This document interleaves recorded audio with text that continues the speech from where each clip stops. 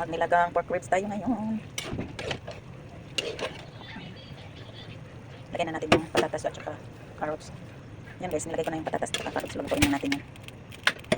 Yan guys, nilagay ko na yung mga gulay. Yung cabbage at saka ilagay na natin itong ating bagi pichay.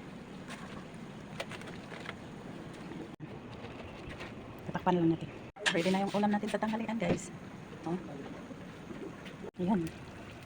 Pork nilaga.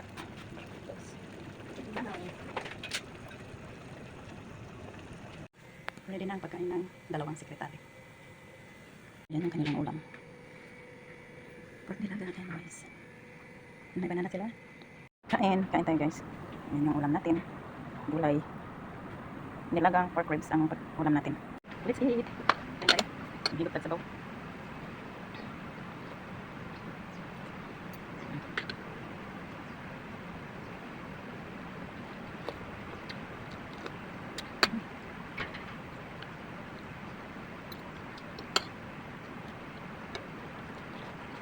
Pampapig.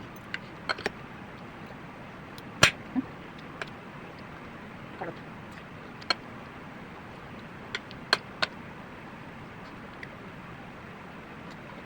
Sarap ng karot. Namis.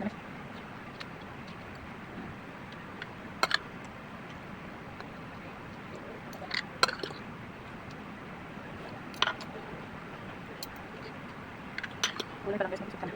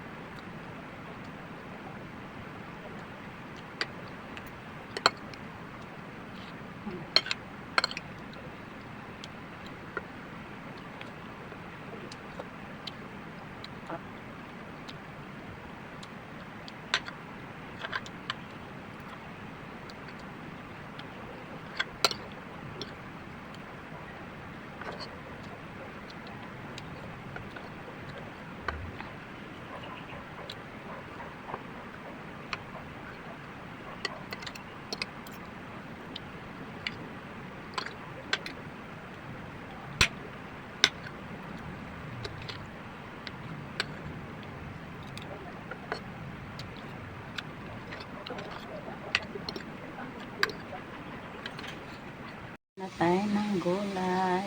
Ayan guys. Natano ako ng taba ng baboy. Tapos naman ko ng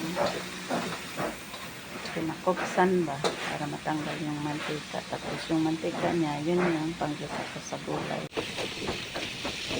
Pinakopsan na taba. Tapos dyan na rin natin isa yung sibuyas at bawang. Lagyan na natin yung ating gulay. Kalabasa at saka okra lang. Mix natin. Tapos yung gulay natin kaya ito yung ating gulay natin. Tapan lang natin. Ready na ang ating gulay. Ito na yung gulay namin ngayong hapon. Simple lang ang mga gulay dito. No?